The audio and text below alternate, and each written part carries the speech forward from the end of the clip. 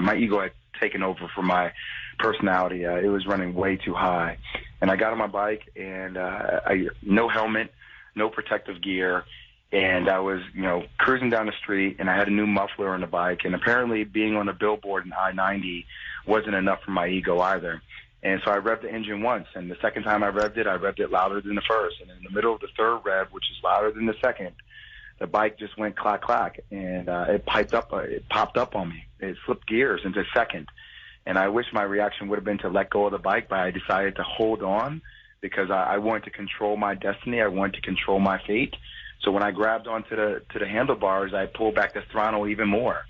And when I did that, the bottom wheel of the bike spun out. And next thing you know, I'm going off on an angle, and I head towards my fate. I head towards a utility pole, and it clips the whole left side of my body. And, one moment you're trying to dunk on Yao Ming, and the next moment, I'm laying with my chest pressed up against the grassy area between the sidewalk and the curb. The curb is pressed into my navel as if I'm laying on my stomach, but my legs are on the street as if I'm laying on my side, and they're laying on top of each other.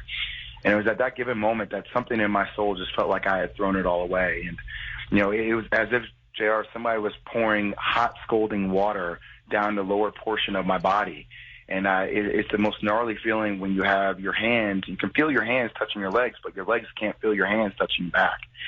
And also when you look at your hands and you realize there's no blood, but you feel as if you're bleeding. And at that given moment, I knew I threw it away. I started pounding my hand on the ground, saying I threw it all away, I threw it all away. And that's how quick life can change.